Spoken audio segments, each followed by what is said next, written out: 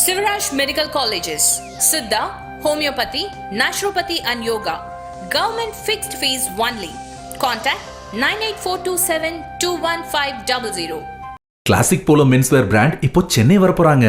Retail franchisee பிசினஸ்ல invest பண்ண இன்ட்ரெஸ்டடா இருக்கிறவங்க கால் பண்ணுங்க 9363393633. இது பெரும் கேள்வியாக இருக்கிறது. இந்த இடத்துல தான் இன்னொரு இந்த கேள்விக்கெல்லாம் முற்றுப்புள்ளி வைக்கிறதுக்கு தொடர்ந்து அதிமுக உடையும் போதெல்லாம் சேர்த்து வைப்பதற்குனே ஒரு கட்சி பழியும் வாங்கிப்பாங்க. அது பிஜேபி தான். இம்முறை என்ன செய்ய போகுது? முதல்ல அவங்க பார்ட்டிக்கு என்ன செய்ய போறாங்கன்றது ஒரு கேள்வி இருக்கு. மறுபக்கத்துல அதிமுக என்ன செய்வாங்க? ஸோ அதிமுகவுக்கு என்ன செய்வாங்க, அதுக்கப்புறம் நீங்க பாஜகவுக்கு என்ன அவங்க செய்ய போறாங்கன்றதும் நீங்க அதிமுகவுக்கு என்ன செய்வாங்கன்னு நம்மளால ஒன்று கற்பனை பண்ண முடியல. அவங்க ரெண்டு கையும் தூக்கிட்டாங்க. ஏன்னா நாங்க செய்யறதுக்கு எதுவுமே இல்லைன்னா உங்களுடைய பார்ட்டி மேட்டருங்கன்னு சொல்லி சொல்லிட்டாங்க. இதற்கு முன்னாடி நம்ம சொன்னபடி திமுகவும் அதிமுகவும் சேரலாமா அப்படிங்கிற ஒரு பேச்சு வந்த போது எங்களுக்கு ஒன்றும் ஆட்சேபனை இல்லை, உங்க முடிவுங்க, ஏன்னா எங்களுக்கு ஒரு பெருசா இல்லைங்கிறத டெல்லி ஒதுங்கி நின்றுச்சு. ஏன்னா அதிமுகவுடைய ஆட்சி திமுகவுடைய தயவுல அமைறதா இருந்தா அது பாஜக அங்க இருக்க முடியாது. ஸோ என்டிஏ அங்க இல்லை. அப்ப பாஜக தான் முதல்ல விக்டிமைஸ் ஆகும், முதல்ல கழட்டி விடப்படும். அப்போ உங்களுக்கு ஒன்றும் பிரச்சனை இல்லையாங்கிறத ஓரலா பேசும்போது அவங்க எங்களுக்கு ஒன்றும் பிரச்சனை இல்லை, நான் we have nothing to lose, எங்களுக்கு ஒரு எம்எல்ஏ தான் இருக்கிறாங்க, வெளியிட்டு போற ஒன்றும் பிரச்சனை இல்லை, இவங்கள்ட்ட ஒரு 125 எம்எல்ஏ தருவாங்க போல தெரிஞ்சு எல்லாரும். அதாவது இந்த பக்கம் இவர் பாஜக மட்டும் விட்டுட்டீங்கன்னா மற்ற எல்லாருமே அதிமுக கூட்டணி திமுக கூட்டணி எல்லாருமே சேர்ந்துருவாங்க, காங்கிரஸ் தவிர்த்த.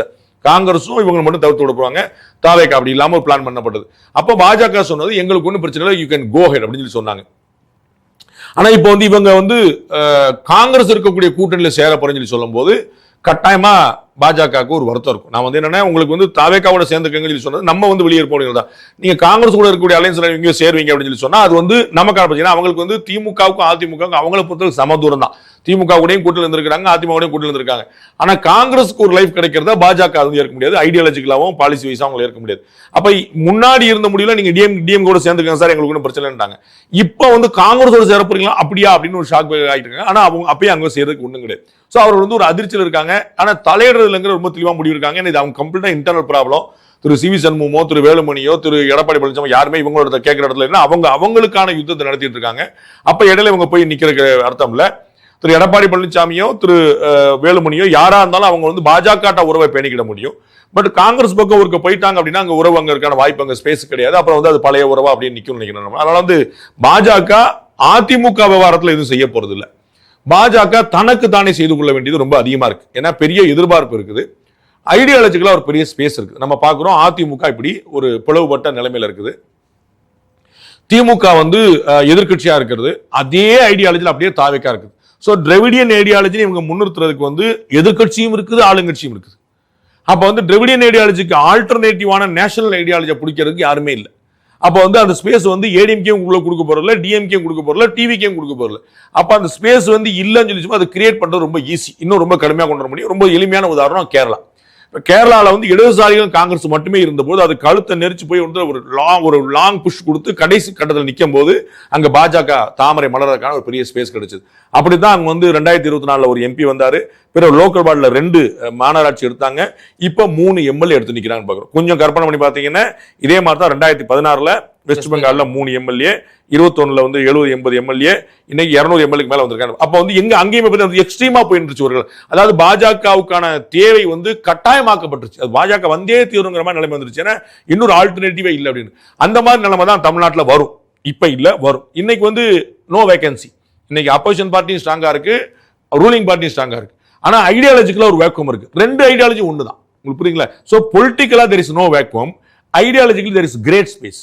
அப்ப அந்த ஐடியாலஜிக்கல் ஸ்பேஸை எடுத்து புஷ் பண்ணி இவங்க உள்ள வந்தாங்கன்னா இவங்களுக்கு காத்துருக்கு. பட் இதுல யார தலைவரா போட போறாங்க, இருக்கிற தலைவர் தொடர போறாரா, அவங்களுக்கு ஏதாவது அக்ரெசிவா ரைட்ஸ் கொடுக்க போறாங்களா, புதிய தலைவர் கொண்டு வர போறாங்களா, அண்ணாமலையே திரும்ப தலைவரா வர போறாரா, அண்ணாமலை தனி கட்சி ஆரம்பிக்க, இவ்வளவு கேள்விகளுக்கு பதில் தேடும் போது அங்கேயும் குழப்பம் தான் பார்க்கிறோம். அப்ப அகில இந்திய தலைமை கவனம் செலுத்தி நம்ம பார்க்கிறோம்.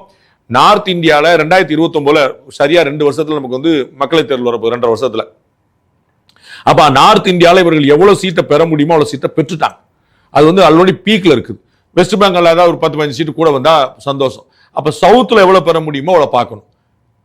தெலுங்கானால காங்கிரஸ் கவர்மெண்ட், கேரளால காங்கிரஸ் கவர்மெண்ட், கர்நாடகால காங்கிரஸ் கவர்மெண்ட், தமிழ்நாட்டில் காங்கிரஸ் அலைடு கவர்மெண்ட்.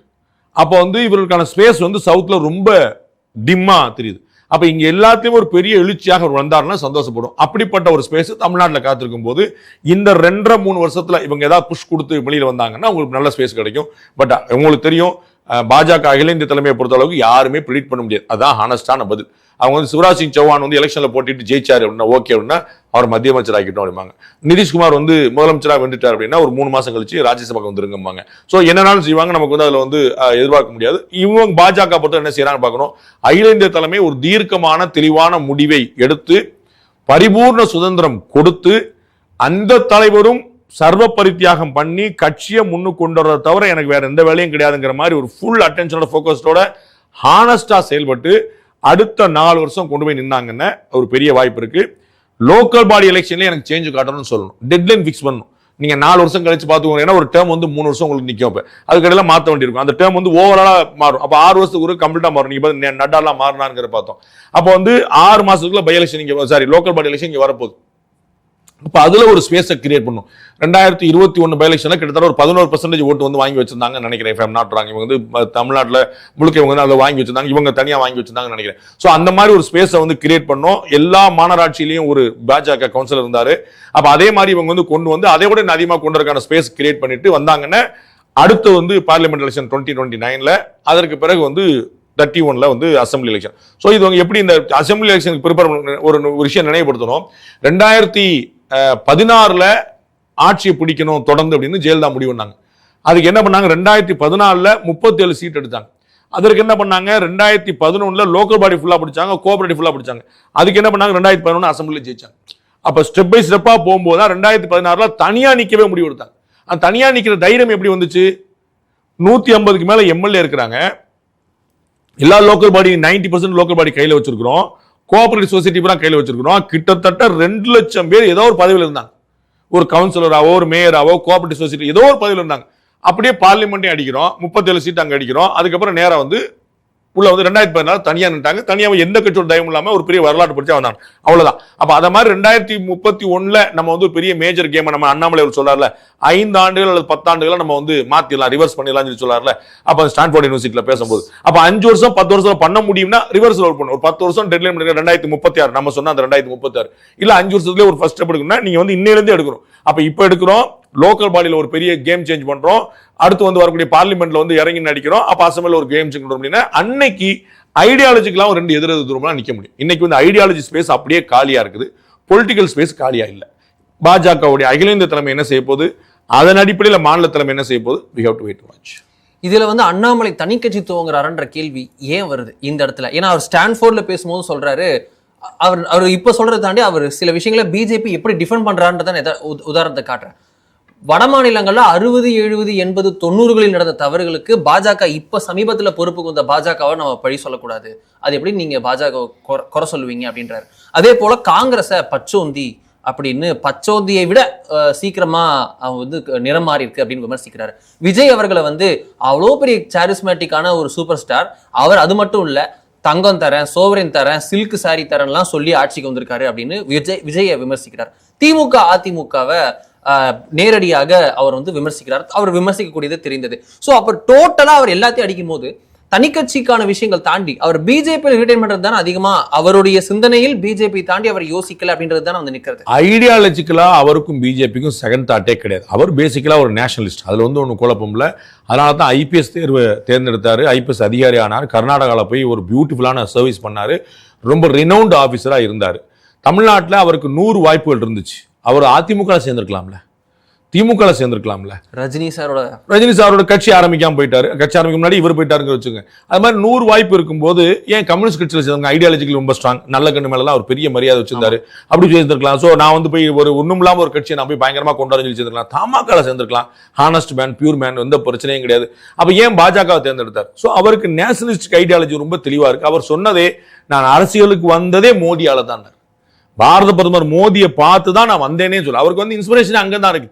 அப்ப இவரை மாதிரி ஒருத்தர் வந்து அசாத்தியமான விஷயங்களை சாத்தியப்படுத்தி காட்டும் போது நம்ம தமிழ்நாட்டிலையும் கொண்டு வர முடியும்னு அவர் சேரும் போதே ஒரு பெரிய பவர் பாயிண்ட் பிரசன்டேஷன்லாம் போட்டு காட்டி in what way Tamil Nadu politics வந்து மற்ற இடங்களோட டிஃபரெண்டா இருக்குது, நம்ம எப்படி இந்த டிவிடெண்ட் இடைஞ்சல் பாலிசி வந்து நம்ம எப்படி டீல் பண்ணுங்கிற மாதிரி சொல்லி ஒரு லாங் டேர்ம் ப்ராஜெக்ட் கொடுத்து தான் வந்திருக்காரு. அதனால தான் அவருக்கு இந்தியாவில் எந்த மாநில தலைவருக்கும் கொடுக்கப்படாத பரிபூர்ண சுதந்திரம் கொடுக்கப்பட்டது.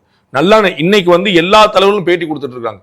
திரு அண்ணாமலை தலைவராக இருந்தவர் எந்த தலைவரும் பேட்டி கொடுக்கல. இவர் சொன்னா தான் பேட்டி கொடுப்பாங்க, இவர் அனுமதி தான் பேட்டி கொடுப்பாங்க. எல்லாருமே ரொம்ப சைலண்டா இருந்தாங்க. இவர் ஒற்றை தலைமை முழுக்க ப்ரொஜெக்ஷன்ல இருந்துச்சு. அப்ப தலைமை வந்து ரொம்ப தெளிவா இவருக்கு ஃப்ரீ ஹேண்ட் கொடுத்துருந்துச்சு. இவர் சொன்னதுதான் அங்க வச்சிருக்க. அப்படிதான் இருந்தா பண்ணா தான் கொண்டு வரும். அதனால தான் இவரால் அக்ரெசிவா கொண்டு அடுத்தடுத்த கட்டத்துக்கு கொண்டு வர முடியும். என்ன நடந்துச்சோ தெரியல, யார் கண்பட்டதோ தெரியல, இங்க ஒரு கேப் நிக்குது. அந்த கேப்ல ஹானஸ்டான பதில் என்ன? இவர் மாட்டேன்னு சொல்றாரா, அவங்க தரமாட்டேன்றாங்களா நமக்கு தெரியல. ஆனா இவரோ அவரோ ரெண்டுமே ஈச் காம்ப்ளிமெண்ட்ரிங்கிற புரிஞ்சுக்கணும். நரேந்திர மோடி அவர்களே பாஜக இல்லைன்னு பிரதமராக இருக்க முடியாது. இதை நம்ம புரிஞ்சுக்கணும். அவர் குஜராத்துடைய முதலமைச்சராகவே ஒரு பெரிய சேலஞ்சா இருந்திருக்கும். அப்ப வந்து பாஜக அப்படிங்கிற ஒரு பெரிய பின்புலம், பணபலம், படைபலம், ஆள்பலம், அதிகார பலம், RSS எல்லா பின்புலமும் சேர்ந்து அதை வந்து ஒரு எலிவேட் பண்ணி விடுது ஜம்முன்னு. அப்ப அதுதான் வந்து இங்க இருக்கு. நாளைக்கு எக்ஸாக்ட்லி நாளைக்கு வந்து ஒரு விஷயம் வச்சுக்கோங்க, திரு அண்ணாமலை தனி கட்சி ஆரம்பிக்கிறார், ஒரு பேச்சு வைக்கிறாருன்னு ஆரம்பிக்கிறது. அப்ப வந்து அவர் வந்து விஜய் கிடையாது. சோ விஜய்க்கு வந்து ரீச் வந்து தமிழ்நாடு முழுக்க வச்சு. அண்ணாமலை எல்லாருக்குமே தெரியும். அண்ணாமலை ஒரு இன்டெலெக்சுவலா பாக்குறேன். விஜய் வந்து ஹவுஸ் ஹோல்டு நேம், குழந்தைக்கு சொல்லுது நம்ம பாக்குறோம்ல. திரு அண்ணாமலை குழந்தைகள் சொல்ல, படித்தவர்கள், கெட்டிக்காரர்கள், அண்ணா சம ஸ்மார்ட், அவர் மிஸ் பண்ணிட்டாங்க அப்படின்னு ஒரு ஆதங்கத்தில் இருக்கு. அது எல்லாமே வந்து எலிட் குரூப்.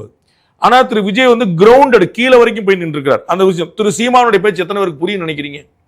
ஒரு பெரிய ப்ராப்ளம் தானே. சீமான் வந்து ரொம்ப அறிவார்ந்த விஷயங்களை சொல்றார். அவர் வந்து மண்ணுக்கும் புழுவுக்கும் மலைக்கும் எல்லாம் பேசிட்டு இருக்காரு. அது எப்படி தெரியும் அப்படின்னு, நான் ஆடு மாடுகளை வச்சு மாநாடு போடுவேன், மரங்களை வச்சு அந்த கான்செப்டை புரிஞ்சுக்கிறதுக்கே நமக்கு வந்து லேட் ஆகும். திரு அண்ணாமலை அவர்கள் அந்த அளவுக்கு மேல போயிடல. ஆனா வந்து ஒரு எலிட் குரூப்ல நிக்கிறார், மேல வந்து ஒரு இன்டெலெக்சுவல் அப்படிங்கிற இடத்துல நிற்கிறார்.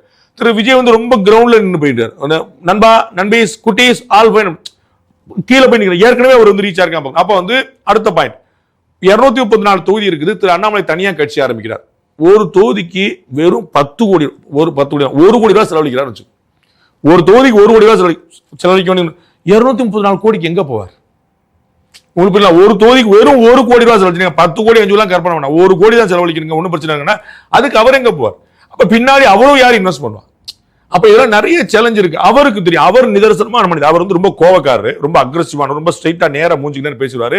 அவருடைய உணர்வுகள் என்னங்கிறத பாத்திர முடியும், படிச்சிட முடியும். கண்ணாடி போல அடுத்தது காட்டும் பளிங்கு போல் நெஞ்சல் கடுத்தது காட்டும் முகம்ன்றான் வள்ளுவன். அது வந்து அது முகத்திலே நீங்க படிச்சிடலாம் வந்து ஹாப்பியா இல்லையா அப்படின்னு சொல்லிட்டு. அதுல வந்து குழப்பம் இல்லை. அதனால வந்து அவர் மனசுல பட்டதை வெளியே சொல்லிட்டார். பட் இத மாதிரியான ஒரு லீடர் வேணுங்கிறத பாஜக விரும்பணும். பாஜக தான் நமக்கு நல்ல களம்ங்கிறத திரு அண்ணாமலை புரிஞ்சு. இந்த ரெண்டுமே ஒரு அண்டர்ஸ்டாண்டிங் வந்தாங்க. இது வந்து நான் எப்படி பாக்குறேன்னா, ஒரு அண்ணன் தம்பி, ஒரு கணவன் மனைவி மாதிரியான விஷயமா தான் பாக்குறேன். அதுல வந்து அது சேர்ந்து இருக்கிறது தான் நீடு, அது ரத்த உறவு, அது அப்படிதான் இருக்கும் பெஸ்ட். அதனால தான் அவர் இங்க வந்தாரு. அவங்க அதாவது அண்ணாமலை பாஜக தேர்ந்தெடுத்தது எவ்வளவு முக்கியமான ஒரு ஸ்ட்ராங்கான டிசிஷனோ, அண்ணாமலைக்கு அவ்வளவு பெரிய ஃப்ரீடம் கொடுத்த ரொம்ப முக்கியமான டிசிஷன் இல்ல. நீங்க வேற எங்கேயா கற்பனை பண்ண முடியுமா? ஒரு கட்சியில சேர்ந்த அன்னைக்கு துணைத் தலைவர், ஒரே வருஷத்துல தலைவர், கற்பனை பண்ண முடியுமா? அண்ட் அவருக்கு இருக்கக்கூடிய வாய்ப்பு நம்ம இந்த கடந்த 2026 தேர்தல் வச்சுக்கோங்க, ஹெலிகாப்டர்ல பறந்து பிரச்சாரம் பண்ணாரே. ஜேபி நட்டா கூட எனக்கு தெரிஞ்சு வரல. எல்லாருக்குமான வாய்ப்பு கிடைக்கல. அவங்க எல்லாம் வந்தாங்க போனாங்க. இவர் தானே வந்து தமிழ்நாட்டில் மாநில தலைவர் நயினார் அவ்வளவு பிரச்சாரம் பண்ணலையே, இவருக்கு தானே அவ்வளவு இடங்களுக்கு கொடுத்தாங்க. அப்ப வந்து அது ரெண்டுமே காம்ப்ளிமெண்ட்ரிங்கிற புரிஞ்சுக்கணும். எங்கேயும் கான்ஃபிளிக்ட்னு புரிஞ்சாங்கன்னா அது யாருமே ஒட்ட வைக்க முடியாது. ஏன்னா அது வந்து ஒரு கண்ணாடி மாதிரியான ஒரு ரிலேஷன்ஷிப். அதுதான் சொன்னேன், கணவன் மனைவி மாதிரி, அண்ணன் தம்பி மாதிரி. அது அருந்ததுதான். அதை திரும்பி சேர்க்கலாம். அது கூட்டணி வேற, அது சேர்ந்துடும். இது வந்து வெளியில போனதுதான். அப்ப வந்து ரெண்டு பேருக்குமே நம்ம காம்ப்ளிமெண்ட்ங்கிற புரிஞ்சுக்கிட்டாங்கன்னா அது ரெண்டு பேருக்குமே நல்லது, நாட்டுக்கும் நல்லது. அது எங்க இடிச்சிட்டு இருக்குன்னு என்னால கற்பனை பண்ண முடியல. நமக்கு வந்து அவ்வளவு டாப்பான சோர்ஸ்ல நம்ம வந்து அவ்வளவு சொல்லுங்கன்னு கேட்டு புடுங்கி வாங்குற இடத்துல நம்ம இல்ல. நமக்கு கேள்விப்படுறது சொல்ல போறது மட்டும் தான் நம்ம வச்சிருக்கோம். அதன் அடிப்படையில ஒரு கேப் இருக்குங்கிறது தெரியுது. அதை சரி பண்ணப்பட்டுருச்சுன்னா நத்திங் லைக் தட். அத மாதிரி வந்து ரெண்டுக்குமே பாஜகவுக்கான பெரிய ஸ்பேஸும் காத்திருக்குது, திரு அண்ணாமலைக்கான பெரிய எலிவேஷன் காத்திருக்கு. நம்ம பலமுறை சொன்னதான், திரு அண்ணாமலை வந்து ஒரு நேஷனல் மெட்டீரியலா இருக்கிறார் அப்படின்னு சொல்லி சொன்னா, இன்னைக்கு ஸ்டான்ஃபோர்ட் யூனிவர்சிட்டியில போய் அவர் பேசுறாரு. தேஜஸ்வி சூர்யாவோட எப்படி ஒரு நட்பு பாராட்டுறாரு. அப்போ தேஜஸ்வி சூர்யா என்னைக்காவது யோசிச்சிருக்கிறாரா நம்ம தனியா போகணும் அப்படின்னு சொல்லிட்டு? அப்ப வந்து அந்த ஐடியா வந்து ஒண்ணுதான், அது ஒண்ணு குழப்பம் இல்ல. எங்க இடிக்குதுன்னு தெரியல, எந்த இடத்துல ஒரு கான்ஃபிளிக்ட் வருதுன்னு தெரியல. அந்த சின்ன விஷயத்தை மட்டும் பேட்ச் பண்ணிட்டா நத்திங் லைக் தட். நீங்க வந்து அண்டர்ஸ்டாண்டிங் அண்ணாமலையில இருந்து, டீகோடிங் அண்ணாமலையில இருந்து, அண்ணாமலை சர்ஜிக்கல் ஸ்ட்ரைக்ல இருந்து ஏகப்பட்ட வீடியோஸ் போட்டிருக்கீங்க. அண்ணாமலை அவருடைய அந்த என்ட்ரி டு த பாலிடிக்ஸுக்கு முன்னாடில இருந்தே உங்களுக்கு அவரை தெரியும். பிஜேபியில இருக்கக்கூடிய அந்த விஷயங்களும் உங்களுக்கு தெரியும். இதுல என்னவா இருக்கும்னு நினைக்கிறீங்க? இதுக்கு ஒன் அண்ட் சொல்யூஷன் 2029 மிஷன் 2029க்கு பாண்டே அவர்களுடைய நான் சொல்லிட்டேன். நம்ம சஜஸ்ட் பண்ற இடத்துல இல்ல, நம்ம வந்து ஜான் ஆரோக்கியசாமி இல்ல, நமக்கு வந்து அந்த விஷயங்கள் தெரியாது. நம்ம என்ன நினைக்கிறோம், ரெண்டு பேரும் ஒன்னா புரிஞ்சுக்கிட்டாங்கன்னா ரெண்டு பேருக்கு நல்லது, அவ்வளவுதான். அது இவர் புரிஞ்சுக்கலையா அவங்க புரிஞ்சுக்கலாம் எனக்கு தெரியாது. நம்ம வந்து ஒரு கேள்விக்கு பதில் தேடுங்களேன். 2026 அண்ணாமலைக்கு சீட் கொடுக்கப்படவில்லையா, சீட் அவரு வேண்டான்ட்டாரா? தெரியாது, அவ்வளவுதான். அப்ப வந்து அது வந்து ரொம்ப சூட்சுமமான தகவல். அப்ப வந்து அவர் போட்டியில தான் நமக்கு தெரியும். ஆனா இவர் நான் போட்டியிட மாட்டேன்னாரா, அவங்க உனக்கு கொடுக்க முடியாதுனாங்களா நமக்கு தெரியாது. இவ்வளவுதான். நம்ம அது மாதிரி தான் இங்க ஏதோ ஒண்ணு வந்து ஒரு இருக்குதுன்னு தெரியுது நமக்கு, அது என்னன்னு நமக்கு தெரியல. அதுல வந்து நம்ம எளிமையா புரிஞ்சுக்கிறோம், பாஸ் அண்ணன் தம்பி சேர்ந்துருங்க பாஸ், உங்க ரெண்டு பேருக்குமே லாபம் பாஸ், நாட்டுக்கு லாபம் பாஸ். நம்ம வந்து வெறும் அவங்களுக்கு லாபம் இல்ல, அண்ணாமலைக்கான எலிவேஷனோ பாஜக எவாலுவேஷன் மட்டுமே இல்லை, நாட்டுக்கு நல்லதுன்னு சொல்லிடுவோம். அப்ப அது வந்து மேன்மக்கள் தான் முடிவு பண்ணணும், நம்ம சேர்க்க கொண்டு. இதுல அண்ணாமலையே சீனியர் லீடர்ஸ் பிடிக்கல, புரிஞ்சுக்கல, அண்ணாமலைக்கு சீனியர் லீடர்ஸ்னாலே கசக்குது அப்படின்ற அதெல்லாம் இருக்குங்க, அதெல்லாம் இருக்குதுன்னு சொல்லல, இருக்கும்னு சொல்றேன். இட்ஸ் எசென்ஷியல், நடக்காம இருக்காது, இருக்குது. நான் உங்களுக்கு வேற உதாரணம் சொல்றேன். திரு மோடி அவர்கள் 2013 செப்டம்பர் அக்டோபர் மாசத்துல கோவால தேர்தல் பணிக்குழு தலைவராக பாஜகவில் தேர்ந்தெடுக்கப்பட்ட போது முதல் எதிர்ப்பு அதிருப்தி குரல் கொடுத்து ராஜினாமா பண்ணவர் அத்வானி. ரெண்டாவதா அப்ப போய் சமரசம் பண்ணி முரளி மனோகர் ஜோஷி எல்லாம் போய் சமரசம் பண்ணி ஒரு மாதிரி விட்டாங்க, ராஜினாமா கிடையாது வாபஸ். 1.5 மாசத்துல ஜனவரி மாசத்துக்குள்ள நீங்க பார்த்து திரும்பி பிரதமர் வேட்பாளராக அறிவிச்ச போது திரும்ப ராஜினாமா பண்ணார். அத்வானி யாருன்னு உங்களுக்கு தெரியும், பாஜகவுடைய தனிப்பெரும் தலைவர், முதல் தலைவர், ஃபர்ஸ்ட் லீடர். வாஜ்பாய்க்கு வலது இடது எழுது எல்லாமே அவரா இருந்தவர். அவர் தான் 5-6 முறை தலைவராக இருந்தவர், அகில இந்திய தலைவராக. எல்லா கஷ்டகாலத்தையும் அவர் தான் தூக்கி நிறுத்தவர். நாடு முழுக்க ரத யாத்திரை போனவர். நரேந்திர மோடியோட மென்டார். அதே நம்ம நரேந்திர மோடிக்கு வந்து குஜராத் முதலமைச்சராக பெரும் பின்னடைவு ஒன்று ஏற்பட்ட போது பொலிட்டிக்கலா தூண்மான் கேடயமாறு என்னையை வெட்டிட்டு தான் நீ அங்க போக முடியுமா நின்றவர். அவர் தான் நரேந்திர மோடிக்கு எதிராக 2 முறை ராஜினாமா பண்ணார். நரேந்திர மோடி பல்ல கடிச்சிட்டு இருந்தார், பேசவே இல்லை, எதுவுமே சொல்ல. சூறாவளி சுற்றுப்பயணம் போய் 300க்கும் மேற்பட்ட கூட்டங்கள் போய் இந்தியா முழுக்க சுத்தி வந்து பார்லிமெண்டோடைய மைய மண்டப கூட்டத்தில் பேச போகும்போது அத்வானி சொல்றார், இந்த பாஜக அப்படிங்கிற கட்சிக்கு நீ பண்ண சேவையை மறக்கவே முடியாது அப்படின்னு அத்வானி சொல்லுகிறார் மோடியை பார்த்து. நீ செஞ்ச சேவையை மறக்கவே முடியாது அப்படின்றார். நான் என் வாழ்நாள்லாம் இதை நான் பார்ப்பேன் நான் நினைக்கவே இல்லைன்றார். அப்ப ஞாபகம் உங்களுக்கு 2014 நரேந்திர மோடி அவர்கள் கண்ணீர் மல்க நாக்கு தழுதலுக்கு சொன்னார். அம்மாக்கு புள்ள செய்யறது வந்து ஒரு சேவையா, கடமை இல்லையா? எங்க அம்மாவுக்கு தான் நான் செஞ்சேன் அப்படின்னு சொல்றாரு. எந்த நரேந்திர மோடி எதிர்த்தாரோ, எந்த அத்வானி எதிர்த்தாரோ அந்த அத்வானிக்கு முன்னாடி நரேந்திர மோடி எந்த வார்த்தையும் பேசாமல் நேராக கொண்டு ரிசல்ட் கொடுத்தார். அப்ப கருத்து வேறுபாடு இருந்தாலும் அத்வானியும் பிஜேபிக்காக தான் சண்டை போட்டாரு, நரேந்திர மோடியும் பிஜேபிக்காக தான் சண்டை போட்டார். அப்ப பிஜேபியில் இருக்கக்கூடிய நீங்க சொல்ற சீனியர் லீடர்ஸும் அவங்களுடைய விசுவாசத்தை நீங்க எப்படி குறைக்க முடியும்? இன்னைக்கு அறுவடை காலத்துல நீங்க எல்லாம் உட்கார்ந்து இருக்கிறீங்க. பாஜகவில் இருந்தா துரத்தி அடிச்சுட்டு இருந்த காலம், எமர்ஜென்சில ஒளிஞ்சு வாழ்ந்த காலம். மறைந்த இலகணேசனோட தியாகத்தை யாரா மறந்துட முடியுமா? டாக்டர் தமிழிசோட தியாகத்தை யாரா மறந்துட முடியும்? அவங்க வந்து எவ்வளவு பெரிய டாக்டர் தெரியுமா? அவங்களுடைய ஃபீஸ் ஒரு நாளைக்கு கலெக்ஷன் எவ்வளவு இருக்கும் தெரியுமா? சிபி ராதாகிருஷ்ணன் இன்னைக்கு சும்மா வந்து கொடுத்துருக்காங்களா அவங்களுக்கு? கோவை குண்டுவெடிப்பு சம்பவத்தில் முன்ன திரு SR சேகர் நமக்கு தெரியாதா? எவ்வளவு பேர் நான் சொல்லுவேன், 1-2 கிடையாது, எவ்வளவு பேர் சொல்லுவேன். நீங்க முந்தைய தலைமுறையில் இருந்த ஆட்கள் பூரா ஒருத்தர் H ராஜா, நீங்க யாரை கம்மி பண்ணுவீங்க? அவங்க அப்பா கால ஜனசங்க காலத்துல உட்கார்ந்து இருக்கிறார், ஒரு தடவை மாநில தலைவர் கூட ஆனதில்லை. அவங்களா ஏதாவது எதிர்பார்க்கிறாங்களா? அப்ப அவர்களும் அண்ணாமலையோட சண்டை போட்டால் கூட போடுறாங்களா இல்லையா தெரியாது சொல்ல, ஒருவேளை அதுவும் பிஜேபிக்காக தான் போடுறாங்க. அண்ணாமலை வந்து இவங்க எல்லாம் சீனியர்ஸ் எல்லாம் சரியில்லை சார், ஃபுல்லி எக்ஸ்ப்ளாய்டட் புது ரத்தம் பாஜன், அவரும் பிஜேபிக்காக தான் சண்டை போடுறாரு. அப்ப இது டிஃபரன்ஸ் ஆஃப் ஒப்பீனியனே தவிர கான்ட்ரடிக்ஷன் கிடையாதுங்கிற புரிஞ்சுக்கணும். அப்ப வந்து தலைமை தான் பார்த்து முடிவு பண்ணி எது சரியா கொண்டு போகணும். அப்ப வந்து இவருக்கு கொடுத்தால் அவர்களை ஓரங்கட்டுகிறார்கள், அவர்களுக்கு கொடுத்தால் அண்ணாமலை ஓரங்கட்டு, இது இல்ல கேம். 2 பேருடைய நோக்கமும் வெற்றி. அப்ப தலைமை டிசிஷன் மேக்கர் யாரு? 2 பேரையும் தூண்டி விட்டு ஹாப்பியா இருங்க சொல்லி சொல்றது கிடையாது. அப்ப ஒரு போக்குல போய் வாங்க செய்வன்னு சொல்லணும், அப்படிதான் செய்யணும். அப்ப வந்து இதுல வந்து அண்ணாமலை எதுக்கு யோசிக்கிறார்? பிஜேபிக்காக தான் யோசிக்கிறார். நீங்க சொன்னீங்களா பிஜேபிக்கு அவ்வளவு தூரம் முட்டு கொடுத்தாரு, எது கொடுக்கணும்? எனக்கு தெரியாது, அங்க போய் கேளுங்க சொல்லி சொல்லலாம்ல. அப்ப அவருடைய நலம் பிஜேபியில் இருக்கு, பிஜேபி நலம் அவர்கிட்ட இருக்கு, நோ டவுட். அது இதற்கு முன்னாடி இருந்த அத்தனை தலைவர் தானே பண்ணிட்டு இருக்காங்க. எந்த தலைவர் நீங்க கம்மியா சொல்ல முடியும்? எல்முருகனுக்கு வாழ்க்கை கொடுத்தது எந்த கட்சி? மாவெங்கடேசன் வந்து சஃபாய் கர்மச்சாரியுடைய இதா இருந்தாரு, கேபினட் ரேங்க்ல இருந்தாரு, யாருக்காக பண்ணாரு? அது எல்லாமே இந்த கணக்குல தானே. யார் பாக்கி? இதுல எல்லாரும் பொறுப்பு கொடுத்துருக்காங்களே. அப்ப எல்லாருமே இந்த கட்சிக்காக புரிஞ்சுக்கணும். எதுக்காக வந்து இலகணேசனுக்கு வந்து 2 மாநிலம் கொடுக்கணும், எதுக்கு வந்து வெஸ்ட் பெங்கால் மாதிரியான பெரிய மாநிலங்களுக்கு கொடுக்கணும், எதுக்கு திரு சிபிஆருக்கு வந்து துணை ஜனாதிபதி பதவி கொடுக்கணும், அவருக்கு வந்து யூபியில பீகார்ல அடுத்த வருஷம் யூபியில எலெக்ஷன் நடக்க போகுது, அங்க ஒருத்தர் கொடுத்தா எவ்வளவு பெரிய ஓட்டு கிடைக்கும், தமிழ்நாட்டுல ஓட்டா கிடைக்குது, பொலிட்டிக்கலா அப்படி யோசிச்சுட்டு இருக்கலாம்ல. அப்ப இவர்கள் செய்த தியாகத்துக்கான ஒரு அங்கீகாரம் கிடைக்கணும்ல, அதுதானே செஞ்சுட்டு இருக்காங்க. நீங்க பார்த்தோம் மாஸ்டருக்கு வந்து இங்க சாதாரண மாஸ்டருக்கு வந்து கொடுத்தாங்கல்ல, ராஜ்யசபா கொடுத்தாங்களே, காலக்கு வெட்டி கொடுத்து கீழே இருந்தாரு, உயிர் போயிருந்திருக்கும்ல, ஒரு போட்டோவா மாறி இருப்பார்ல. அப்ப எல்லோருடைய தியாகம் இருக்குல்ல, விதைச்சவர்கள் நிறைய பேர் இருக்காங்களா, ஒரே ஒரு ஆள் விதை கிடையாதுல்ல. அது விதைக்கணும், அதுக்கப்புறம் உரம் போடணும், அதுக்கு பாதுகாக்கணும், காக்கா குருவி ஓட்டணும், காவல் காக்கணும், வேற ஒருத்தன் அறுத்துட்டு போயிடக்கூடாதுன்னு பார்க்கணும். 150 வேலை இருக்குல்ல, எல்லாருக்கும் சேர்ந்தான முக்கியத்துவம். விவசாயம் வெள்ளாமை எடுக்கிறங்கிறது ஒரு நிமிஷம் வேலை கிடையாது.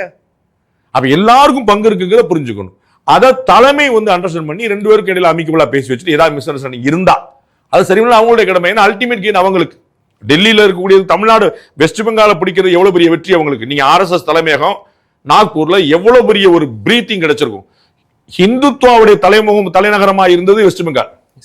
விவேகானந்தர், ஷியாமா பிரசாத், எல்லாருக்கும் இவர்களுக்கு முகர்ஜி, சாட்டர்ஜி, பானர்ஜி எல்லா ஜி அங்கதான் இருக்கிறாங்க. இவங்க கூட இந்தியா பூரா ஜி, எல்லா ஜி இவர்கள் எந்தெந்த ஜி எல்லாம் கொண்டாடுறாங்களோ, வாங்க ஜி பொங்க ஜி அத்தனை ஜி அங்கதான் இருக்கிறாங்க. அப்ப அத்தனை ஜி உருவான ஒரு இடத்துல வந்து பாஜக கால் கூட பதிக்க முடியாது, ஆள் கூட நடமாட முடியாத மாதிரி இருந்துச்சு. இன்னைக்கு அவ்வளவு பெரிய வெற்றி பெற்றிருக்காங்க. நேஷனல் செக்யூரிட்டி த்ரெட்டாக இருந்தது. அதே மாதிரிதான் தமிழகம், தமிழ்நாட்டிலையும் கேரளாலையும் பாஜக ஆட்சியை பிடிக்கிற அன்னைக்கு தான் பாஜக வந்து பிரீத் அப்பாடா அப்படின்னு. அப்ப அன்னைக்கு தான் நேஷனல் பார்ட்டின்னு சொல்ல முடியும். ஏன்னா இங்கதான் ஒரு பெரிய தனி ஒரு சித்தாந்தம் வந்து ஓடிட்டு இருக்கு. அப்ப அதற்கான முயற்சி பண்ணும்ல. அப்ப அதுக்கு வந்து என்ன, நீங்க இவரு ஹிமந்த பிஸ்வா சர்மா எந்த கட்சியில இருந்தாரு? காங்கிரஸ். ஏன் கொண்டு வந்தீங்க நீங்க? அஜய் பாண்டா எந்த கட்சியில இருந்தாரு? ஏன் கொண்டு வந்தீங்க? அப்ப எல்லாருலயும் நீங்க உழைப்பு கொண்டு வர்றீங்கல்ல. அப்ப நீங்க செய்யுங்க கொண்டு வாங்க, நிறைய அடையாளம் காணுங்க, அவங்களுக்கு ஃப்ரீடத்தை கொடுங்க. அப்படிதான் நீங்க பண்ணுங்க. திரு அண்ணாமலை எங்க இருந்தாரு? IPS ஆஃபீஸர் இருந்தாரு. அவர் மாதிரி பேசாம சொன்ன வேலையை தானே பார்த்துட்டு இருந்தாரு. அவரை நீங்க கொண்டாம நீங்க சொல்லாம அவங்க வந்திருப்பாரா? அவரு நீங்க ஒரு வாக்குறுதி கொடுக்காம வந்திருப்பாரா? நீங்க வாங்க தம்பி அடிப்படை உறுப்பினர் சேருங்க, உங்களை 55 வயசுல பாப்போம்னு சொல்லுவாங்களா? நீங்க திருமதி தமிழிசை சவுந்தரராஜன் வந்து ரொம்ப பியூட்டிஃபுல்லான விஷயம் வந்து நான் கேள்விப்பட்டேன். அவர்கள் தமிழிசை சவுந்தரராஜன் மாநில செயலாளர் ஆகிறதுக்கு 15 வருஷம் ஆச்சு. தமிழிசை சவுந்தரராஜன் மாநில செயலாளர் தலைவர் ஆகிறதுக்கு இல்ல, மாநில ஸ்டேட் செக்ரட்டரி ஆகிறதுக்கு 15 வருஷம் ஆச்சு. இன்னைக்கு எவ்வளவு இளைஞர்கள் மாநில செயலாளர் இருக்கிறாங்க? எவ்வளவு இளைஞர்கள்? அப்ப அவங்க யாரும் நான் இன்னைக்கு சேர்ந்தேன் நாளைக்கு இப்ப என்ன பிஜேபி என்ன நடக்குது, உள்ள வரும்போது எல்லாரும் என்ன போஸ்ட் கேட்கறாங்க. நான் எவ்வளவு பேர் பார்த்திருக்கேன். வரும்போது கேட்பாங்க, சார் நான் வந்து என்ன பிஜேபி சேர்த்து விடுங்க, என்ன போஸ்ட் பஸ் பேச உள்ளே போறீங்க, போய் கொஞ்சம் வேலைகளே பாருங்க, இல்ல எனக்கு என்ன கொடுப்பீங்க. அப்படி வந்துருச்சு கட்சி. எல்லா கட்சியுமே நிறைய கட்சி புதுசா வர நிறைய கட்சி வந்துருந்தாலும் ஏடிஎம்கே புலப்படும் நிறைய வந்து அப்படி நம்ம பார்க்க முடியாதுல்ல. அப்ப ஒரு விஷயத்த வந்து விதைக்கிறாங்க அப்படின்னா அதுக்கு அறுவடைக்காக காத்திருக்கணும். அப்ப தலைமை சேர்ந்துடணும், 2 பேருக்கும் புரியணும். அண்ணாமலை நமக்கு வேணும்னு, அண்ணாமலைக்கு பாஜக வேணும். அது ரெண்டும் புரிஞ்சாங்கன்னா பிரச்சனை இல்லை. வெளியில இருந்து நீங்க எவ்வளவு கூணாலும் அர்த்தமாக போறது இல்லை. பஸ் நீங்க கணவன் மனைவி சண்டைய ஒரு 3rd பர்சன் வந்து சரி பண்ணிட முடியும்னு நினைக்கிறீங்களா? அது கணவன் மனைவிக்குள்ள விட்டு கொடுத்தாதான் உண்டு.